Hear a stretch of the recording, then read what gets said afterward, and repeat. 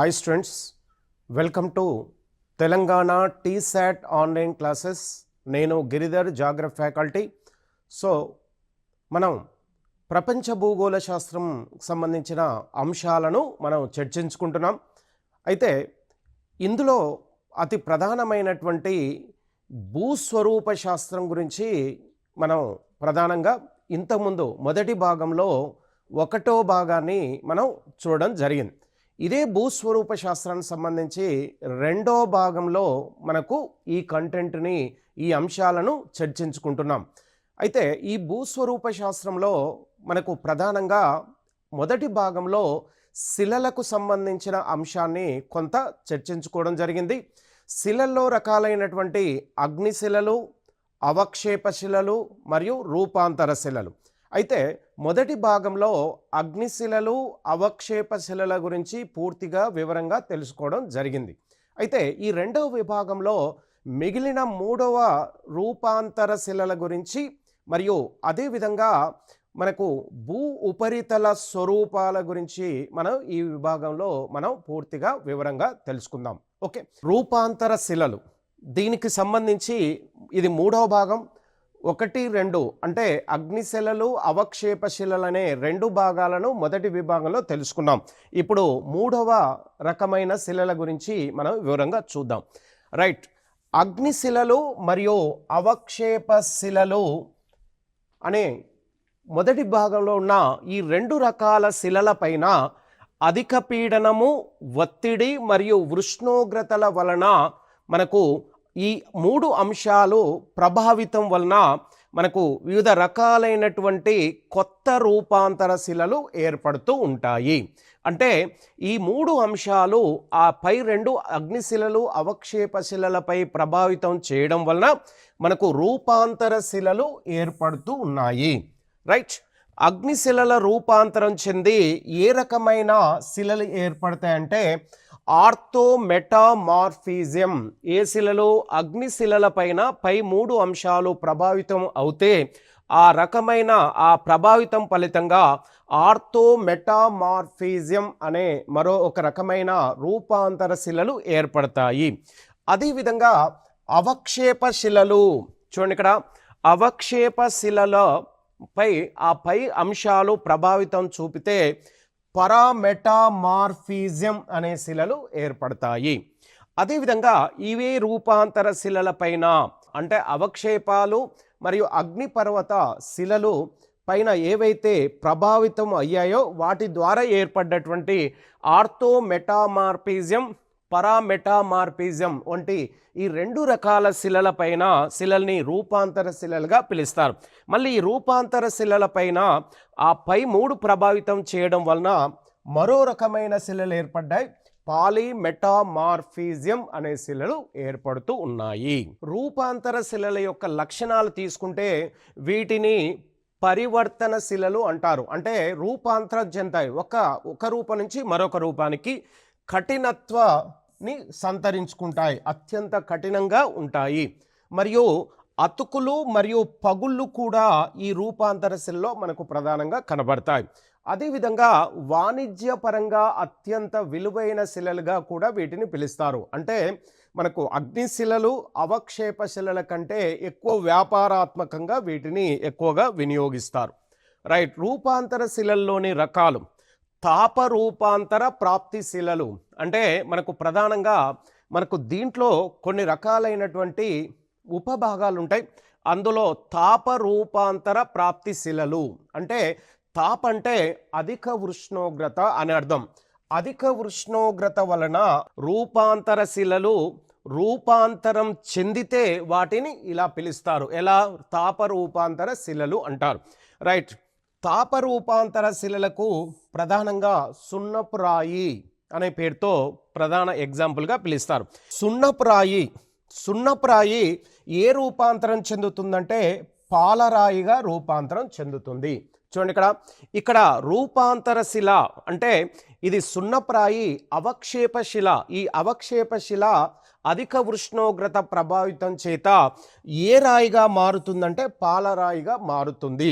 అదేవిధంగా ఇసుక రాయి రూపాంతరం చెంది క్వార్జ్ శిలలుగా రూపాంతరం చెందుతుంది. అదే బొగ్గు రూపాంతరం చెంది గ్రాఫైట్ అనే మరో రకమైన ఖనిజంగా రూపాంతరం చెందుతుంది. ఘోర విచ్చిత్తి ప్రాప్తి శిలలు.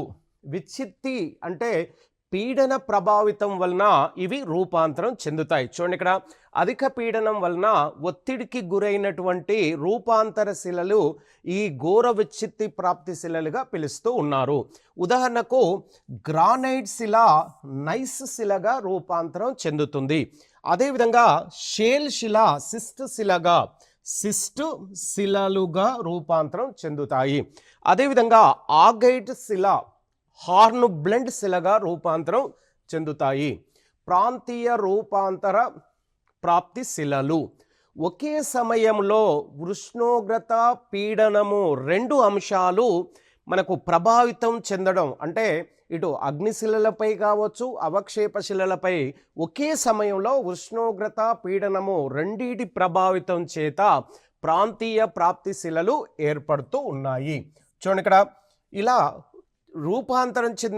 రూపాంతరం చెందితే వాటిని ఈ ప్రాంతీయ రూపాంతర శిలలుగా పిలుస్తూ ఉన్నారు.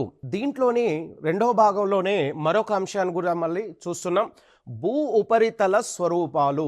ఓకే, ఇది మరొక ప్రధానమైనటువంటి మన భూశాస్త్రంలోని అంటే భూ ఉపరితల శాస్త్రంలోని భాగంగానే దీన్ని తీసుకోవడం జరుగుతుంది. రైట్, ఇక చూడండి, ఇక్కడ భూ ఉపరితలాలను రెండు ప్రధాన అంశాలను ఆధారంగా చేసుకొని మనకు ప్రధానంగా ఉపరితల స్వరూపాలను విభజించారు. ఒకటి, భూస్వరూపాలు ఏర్పడడానికి కారణమైన శక్తి ఆధారంగా, అంటే భూమి నుంచి ఉపరితలానికి ఏవైతే భూస్వరూపాలు వస్తాయో ఆ భూస్వరూపాలు ఉపరితలానికి రావడానికి ఏదైతే శక్తులు ప్రధానంగా కారణమవుతున్నాయో వాటిని ఆధారంగా చేసుకొని ఇవి మళ్ళీ ఈ భూస్వరూపాలను మూడు భాగాలుగా విభజించారు. ప్రాథమిక భూస్వరూపాలు అంటే భూగ్రహము ఏర్పడ్డప్పుడు ప్రాథమికంగా ఒక యుగంలో మనకు 7 ఖండాలు 5 మహాసముద్రాలు ఏర్పడడాన్ని ప్రాథమిక భూస్వరూపాలుగా పిలుస్తారు. ఇక్కడ 2 భూస్వరూపాలు ఉన్నాయి, ఒకటి 7 ఖండాలు, మరొకటి 5 మహాసముద్రాలు. వీటిని ప్రాథమిక భూస్వరూపాలుగా భూ ఉపరితలంలో వీటిని పిలుస్తారు. రైట్, ఎగ్జాంపుల్ తీసుకుంటే 7 ఖండాలు 5 మహాసముద్రాలు. ద్వితీయ భూస్వరూపాలు ఇవి మనకు ప్రధానంగా పలకల కదలికల వలన భూమి అంతర్నిర్మాణంలో ప్రతి ఖండం కూడా ఒక పలక పైన, అంటే ఇది ఆసియా పలక, ఇది ఆసియా ఖండం ఆసియా పలక. ఈ విధంగా 7 ఖండాలు 7 పలకలపై అవి కదులుతూ ఉంటాయి. అలా కదిలే క్రమంలో పలకల కదలికల వలన భూ అంతర్భాగంలో ఏర్పడే ఒత్తిడి చలనాల వలన ఇవి ఏర్పడతాయి. అంటే ఏవైతే పలకలు ఉంటాయో ఖండాలపైన, ఆ ఖండాలపైన ఉన్నటువంటి ఏవైతే పలకలు ఉంటాయో ఆ పలకలు ఖండాలను తమతో పాటు వివిధ దిశలోకి వాటితో పాటు కదులుతూ అవి తనతో పాటు తీసుకువెళ్తూ ఉంటాయి. ఇలా తీసుకువెళ్ళే ఆ భూస్వరూపాలు అంతర్భాగంలో ఒత్తిడులు చలనాల వలన, అంటే పలకల కింది భాగంలో ఒత్తిడులు, అదేవిధంగా వివిధ రకాల చలనాలు ఉంటాయి. ఆ చలనాలు ఆ పలకలు ఆ ఖండాలను ఒక ప్రాంతం నుంచి మరొక ప్రాంతానికి స్థానచలనం చెందిస్తాయి. అలా స్థానచలనం చెందినప్పుడు ఏర్పడే ప్రధాన భూస్వరూపాలు 4 ఉంటాయి. మనకు ప్రధానంగా పర్వతాలు, రెండవది తీసుకుంటే పీఠభూములు, మూడోది పగులు లోయలు, నాలుగోది ద్వీప సముదాయాలు అనే పేరుతో పిలుస్తూ ఉంటారు. రైట్, ఇక చూడండి, ఇక్కడ ఉదాహరణలో పర్వతాలు, పీఠభూములు, పగులు లోయలు, ద్వీప సముద్రాలు. రైట్, పర్వతాలు పీఠభూముల గురించి మనం ముందు అంటే నెక్స్ట్ వీడియోలో చూస్తాం. ఉదాహరణకు పర్వతాలు, పీఠభూములు, పగులు లోయలు, ద్వీప సముద్రాలు, ఈ 4 రకాలైనటువంటి భూస్వరూపాలను ద్వితీయ భూస్వరూపాల్లోని భాగంగా మనం చూస్తూ ఉంటాం. తృతీయ భూస్వరూపాలు ఇవి ప్రకృతి శక్తుల వలన ప్రకృతి శక్తులంటే భూ ఉపరితలం పైన బాహ్య శక్తులుగా పిలుస్తూ ఉంటారు. ఈ బాహ్య శక్తుల్లో మనకు ప్రధానంగా తీసుకుంటే ఉష్ణోగ్రత, వర్షపాతము, అదేవిధంగా గాలులు, వర్షపు నీరు వరద రూపంలో వచ్చినప్పుడు ఈ 4 రకాల వరదలు, ఈ 4 రకాల అంశాలు భూ ఉపరితలంపై ఏవైతే కొండలు, పర్వతాలు, పీఠభూములు, మైదానాలు, లోయలు, పర్వత లోయలు ఉంటాయో వాటి ఉపరితలం పైన బాహ్య శక్తులైనటువంటి ఉష్ణోగ్రత, వర్షపాతము, వరదలు మరియు పవనాలు ప్రభావితం చేయడం వలన మనకు ఇక్కడ కొన్ని రకాలైనటువంటి శక్తుల వలన కొన్ని రూపాంతరం భూస్వరూపాలు జరుగుతుంటాయి. అలా రూపాంతరం జరిగినప్పుడు ఏర్పడవే తృతీయ భూస్వరూపాలుగా పిలుస్తూ ఉంటారు. రైట్. ఆ బాహ్య శక్తుల వలన ఉపరితలము శైథిల్యం చెంది క్రమక్షయము రవాణా, అంటే ఏదైతే శైథిల్యం చెందిందో ఆ క్రమక్షయం చెందిందో అది క్రమక్షయం చెందినటువంటి వివిధ పదార్థాలు ఒక ప్రాంతం నుంచి మరొక ప్రాంతానికి రవాణా, అదేవిధంగా ఇంకొక ప్రాంతంలో వాటిని స్థిరీకరించడం వలన జరగడం వలన ఏర్పడే నూతన భూస్వరూపాలే తృతీయ భూస్వరూపాలు అంటారు. తృతీయ భూస్వరూపాలకు ప్రధాన అంశాలు వి ఆకారము, యు ఆకారపు లోయలు, అదేవిధంగా గాడ్జిలు, అదేవిధంగా నిక్షేపణ మైదానాలు, డిపాజిటెడ్ ప్లేన్స్, డెల్టాలు, ఎడారులు, జలపాతాలు, ఇవి ప్రధానంగా తృతీయ భూస్వరూపాల్లో ఏర్పడతాయి. రైట్. ఇక చూడండి, ఇక రెండోది తీసుకుంటే ఉన్నతి నిర్మాణం ఆధారంగా భూస్వరూపాలను ప్రధానంగా 4 భాగాలుగా విభజిస్తారు. ఉన్నతి మరియు నిర్మాణం ఆధారంగా భూస్వరూపాలు 3 రకాలు. ఒకటి పర్వతాలు, పీఠభూములు, మైదానాలు. ఓకే, ఒక్కొక్కటి దాని గురించి మనం వివరంగా చూద్దాం. పర్వతాలు అంటే భూ ఉపరితలం పైన పాదభాగం వద్ద ఎక్కువ ప్రాంతాన్ని ఆక్రమించి, అంటే పరిసర ప్రాంతాలతో పోలిస్తే ఇది ఎత్తుగా ఉంటుందని దీని అర్థం. దీని యొక్క ఎత్తు సముద్ర మట్టం నుంచి 1000 మీటర్ల కంటే ఎక్కువ ఎత్తు ఉంటుంది. 1000 మీటర్ల కన్నా ఎక్కువ ఎత్తున్నటువంటి వాటిని పర్వతాలు అనే పేరుతో పిలుస్తారు. 1000 కంటే తక్కువ ఉంటే దాన్ని కొండలు అనే పేరుతో పిలుస్తారు. 1000 మీటర్ల కన్నా తక్కువ ఎత్తుంటే దాన్ని కొండలు అంటారు. 1000 మీటర్ల కన్నా ఎక్కువ ఉంటే పర్వతాలు అనే పేరుతో పిలుస్తారు. రైట్. ఇక చూడండి, ఇక్కడ 1000 మీటర్ల కన్నా తక్కువ ఎత్తున్న వాటిని కొండలు అంటారు, హిల్స్. పర్వతాలను ప్రధానంగా అవి ఏర్పడే విధానాన్ని బట్టి మళ్ళీ 4 రకాలు. అంటే ఆ పర్వతం పైన ఏదైనా ఎత్తైన ప్రాంతంపై బాహ్య శక్తుల ప్రభావితం చేత మళ్ళీ పర్వతాలను 4 రకాలుగా విభజిస్తారు. రైట్. ముడత పర్వతాలు భూ అభినతిలోని ఏదైనా ఒక భాగంలో సముద్ర భాగం ఉన్నప్పుడు దాని భూ అభినతి అడుగు భాగంలో ఉన్నటువంటి నిక్షేపాలను భూ అభినతిలోని నిక్షేపాలు అంటారు. అడుగు భాగంలో రాళ్ళు మరియు ఇసుక మరియు కాల్షియం కార్బోనేట్ వివిధ అవక్షేపాలు భూ అభినతి లోపల ఉంటుంది. ఇది సముద్ర అడుగు భాగంలో ఉన్న వాటిని భూ అభినతిలోని నిక్షేపాలు అనే పేరుతో పిలుస్తారు. అయితే భూపటల ఒత్తిడి కింది భాగంలో భూపటలంలోని కొన్ని రకాలైనటువంటి బలాలు భూపటలం నుంచి ఉపరితలం అంటే సముద్ర అడుగు భాగంలోని అవక్షేపాలపై ప్రభావితం చేయడం వలన ఈ అడుగు భాగంలో ఉన్నటువంటి అవక్షేపాలు ఏవైతే నిక్షేపాలు ఉంటాయో ఊర్ధ్వముఖంగా ఇలా పైకి లేస్తూ ఉంటాయి. ఇలా పైకి లేవడం వలన ఏర్పడే వాటిని ముడత పర్వతాలుగా పిలుస్తూ ఉంటారు. ఇందుకు ప్రధానంగా హిమాలయ పర్వతాలని ప్రధాన ఉదాహరణగా తీసుకోవడం జరుగుతుంది. ఇలా పైకొచ్చిన వాటినే ముడత పర్వతాలుగా పిలుస్తారు. భూ అభిసరణ పలక కదలికల వలన ఈ పర్వతాలు ఏర్పడ్డాయి. ఈ భూ అభిసరణ పలక కింది భాగంలో ఉన్న అభిసరణ పలక ఊర్ధ్వముఖంగా పైకి వివిధ రకాలైనటువంటి పలకల అంటే భూపటల కదలికల వలన బలాలు ఊర్ధ్వముఖంగా పనిచేయడం వల్ల ఈ పలకలు అంటే ముడత పర్వతాలు ఏర్పడతాయి. రైట్. ఇలా ఏర్పడ్డ వాటినే నిజమైన పర్వతాలు అంటారు. ఇలా ఒకదానిపైన ముడతలు పడుతూ ఊర్ధ్వముఖంగా పైకి లేవబడ్డ వీటినే నిజమైన పర్వతాలుగా ప్రపంచంలో చెప్పడం జరుగుతుంది. రైట్, ప్రాచీన పర్వతాలు. ఇందులో మరో రకమైన పర్వతాలు ఓల్డెస్ట్ మౌంటైన్. ఓల్డెస్ట్ పర్వతాలకు ప్రధానంగా ఎగ్జాంపుల్ తీసుకుంటే ఆరావళి పర్వతాలు, అపలేచియన్ పర్వతాలు, యురల్ పర్వతాలు, 3 రకాలు. అదేవిధంగా ఇవి ప్రాచీనమైతే ఇవి నవీన అంటే యంగెస్ట్. హిమాలయాలు, ఆల్ప్స్ పర్వతాలు, రాకీ, అండీస్ పర్వతాలని వీటికి నవీన ముడత పర్వతాల్లోని భాగంగా చెప్పడం జరుగుతుంది. రెండో రకమైన పర్వతాలు అంటే ముడత పర్వతాల తర్వాత ప్రధానమైన మరో రకమైన పర్వతాలు అగ్ని పర్వతాలు. ఇవి భూమి లోపల అధిక ఉష్ణోగ్రత వలన శిలాద్రవం, భూమి లోపల అత్యధిక ఉష్ణోగ్రత ఉంటుంది, హై టెంపరేచర్ వలన ఇక్కడ ఉన్నటువంటి శిలలు ద్రవ రూపంలోకి మార్పు చెంది ఊర్ధ్వముఖంగా ఆ శిలా ద్రవము అగ్నిపర్వత గొట్టం ద్వారా, ఒక రకమైన అగ్నిపర్వత గొట్టం ద్వారా ఊర్ధ్వముఖానికి ఉపరితలాన్పైకి పోగు పడితే ఆ స్వరూపాన్ని ఇలా ఆ అగ్నిశిల అంటే శిలాద్రవం ఊర్ధ్వముఖంగా పైకి వచ్చి ఉపరితలంలో అది ఘనీభవిస్తే దాన్ని అగ్నిపర్వత శిలగా పిలుస్తూ ఉంటారు. రైట్, ఇక చూడండి ఇక్కడ ఉదాహరణ. అగ్నిపర్వత శిలకు భారతదేశంలో బారెన్,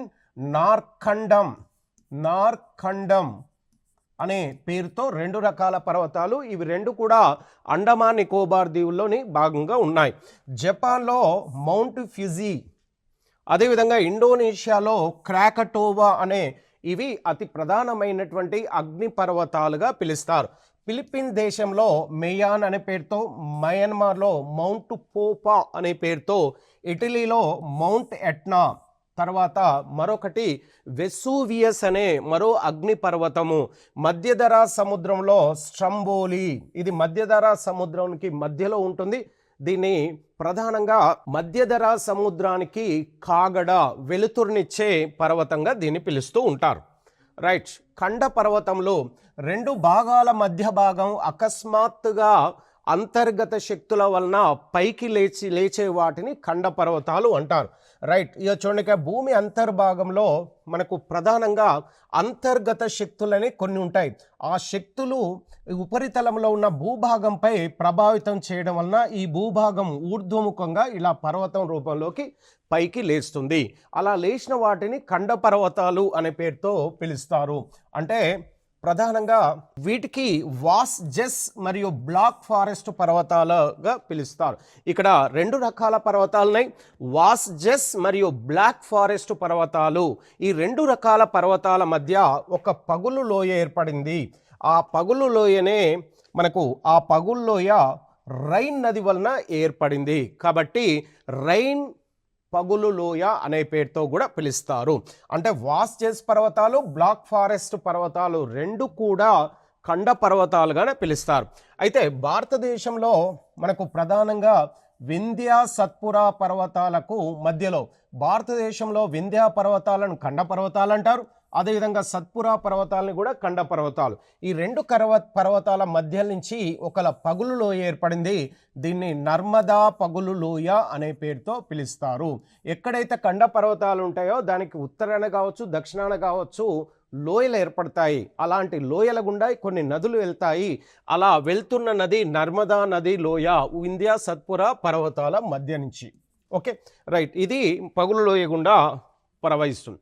అవశిష్ట పర్వతాలు క్రమక్షయ శక్తుల వలన ఉపరితలంలో కొన్ని క్రమక్షయ శక్తుల వలన ఎత్తు పరిమాణాన్ని, విస్తీర్ణాన్ని కోల్పోయిన పురాతన పర్వతాలను అవశిష్ట పర్వతాలు. వన్స్ అపాన్ ఏ టైం ఒక అత్యంత ఎత్తులో ఉన్న పర్వతాలు అవి బాహ్య శక్తుల వలన శిలాశైథిల్యం జరిగి వాటి యొక్క ఎత్తు తగ్గితే వాటిని అవశిష్ట పర్వతాలుగా పిలుస్తూ ఉంటారు. ఉదాహరణకు ఆరావళి, రాజ్ మహల్ పర్వతాలు, అపలేచియన్ పర్వతాలు ఇవి అమెరికాలో ఉన్నాయి. రైట్, పరిశిష్ట పర్వతాలు ఎత్తైన పీఠభూములు నదుల క్రమక్షయానికి గురి కాగా మిగిలిన ఎత్తైన ప్రాంతాన్ని పరిశిష్ట పర్వతాలు. అంటే వన్స్ అపాన్ ఏ టైం ఎత్తులో ఉన్నవి మనకు ఉపరితలంలో వర్షం కురిసినప్పుడు నదీ ప్రవాహం వలన వీటి యొక్క ఎత్తు తగ్గితే వాటిని పరిశిష్ట పర్వతాలుగా పిలుస్తారు. వీటికి ఎగ్జాంపుల్ పశ్చిమ కనుమలు, తూర్పు కనుమలు. అంటే భారతదేశంలో పశ్చిమ కనుమలు, తూర్పు కనుమలు వీటిని ప్రధానంగా మనం ఎగ్జాంపుల్గా తీసుకున్నాం. పశ్చిమ భాగంలో పశ్చిమ కనుమలు, తూర్పు భాగంలో తూర్పు కనుమలు. అదేవిధంగా అజంతా పర్వతాలు, ఇవి మహారాష్ట్రలో ఉన్నటువంటి పర్వతాలు. బాల్ఘాట్ పర్వతాలు, ఇవి మహారాష్ట్రలోని భాగంగానే ఉంటాయి. ఈ 4 రకాల పర్వతాలు కూడా మనకు పరిశిష్ట పర్వతాలు. ఇవి 4 రకాలు కూడా భారతదేశంలోని భాగంగానే ఉన్నాయి. రైట్. ఇక పీఠభూములు సముద్ర మట్టానికి ఎత్తుగా ఉండే మనకు కొంచెం ఎగుడు దిగుడుగా ఉంటుంది. సముద్ర మట్టానికి ఎత్తుగా ఉండి మనకు దాదాపుగా ఎగుడు దిగుడులుగా మనకు విశాలంగా ఉంటాయి. కొంత ఎగుడు దిగుడు ఉన్నప్పటికీ విశాలంగా ఉంటాయి. వీటినే పీఠభూముల. మళ్ళీ ఇవి 4 రకాలుగా వీటి పిలుస్తారు. పర్వతాంతర పీఠభూమి.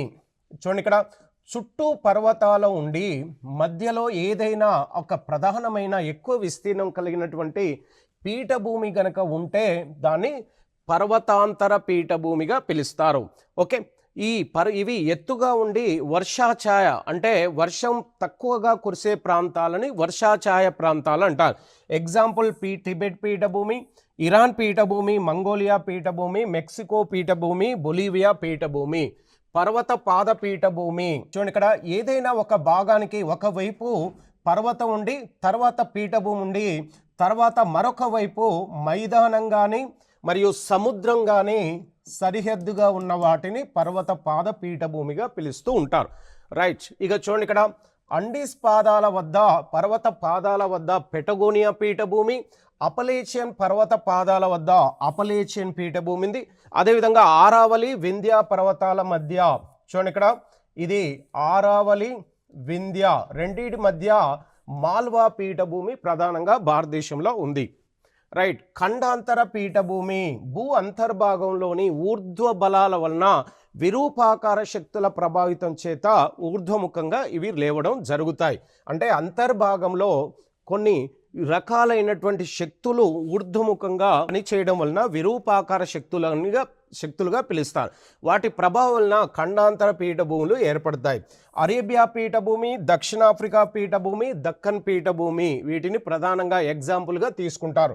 లావా పీఠభూమి భూమి అంతర్భాగంలో మ్యాగ్మా అంటే శిలాద్రవము ఊర్ధ్వముఖంగా గొట్టం రూపంలో, గొట్టం ద్వారా ఊర్ధ్వముఖంగా పైకి వచ్చి ఉపరితలానికి వచ్చిన తర్వాత సమతలంగా ఉపరితలంలో స్థిరీకరించబడ్డటువంటి మ్యాగ్మా వలన ఏర్పడ్డదే లావా పీఠభూమి. ఉదాహరణకు ఈ పీఠభూమి ఉపరితలం అత్యంత సారవంతమైనవి, అంటే లావా శిలల వలన, లావా ద్రవం వలన ఉపరితలంలో సమతలంగా స్థిరీకరించబడ్డటువంటి ఆ లావాలో ఉన్నటువంటి అవక్షేపాలు అత్యంత సారవంతమైనవి ఉంటాయి. అలా ఈ ఉపరితలం శైథిల్యం చెందడం వలన మనకు ప్రధానంగా నల్లరేగడి నేలలు ఏర్పడతాయి.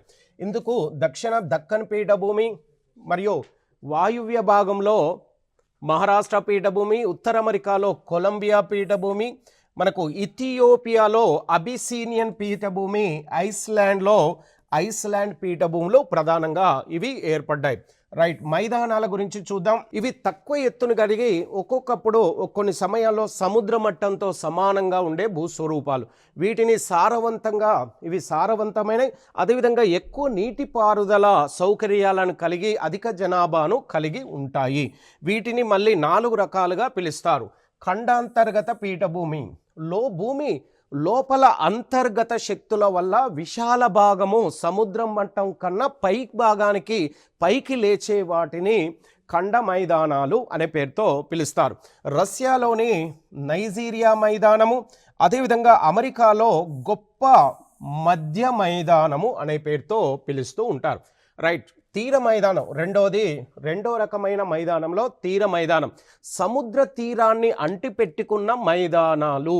చూడండి, ఇక్కడ దక్షిణ భారతదేశం, చూడండి ఇక్కడ పశ్చిమ కనుమలు, తూర్పు కనుమలకు తూర్పు వైపున సముద్రం, అరేబియా సముద్రంతో అంటిపెట్టుకున్నటువంటి మైదానం, ఇటువైపు పశ్చిమ తీర మైదానము అరేబియా సముద్రం. ఇటువైపు రెండోది తీర మైదానం. ఇది సముద్ర తీరాన్ని అంటిపెట్టుకున్నటువంటి మైదానము. అంటే భారతదేశంలో పశ్చిమ మైదానము, భారతదేశంలో తూర్పు మైదానం కూడా భారతదేశంలోని భాగమే. చూడండి ఇక్కడ ప్రధానంగా తూర్పు కనుమలు, పశ్చిమ కనుమలు. పశ్చిమ కనుమలకు పశ్చిమ వైపున ఉన్న దీన్ని పశ్చిమ తీర మైదానము. పశ్చిమ తీర మైదానము అరేబియా సముద్రంతో అంటిపెట్టుకొని ఉంటుంది.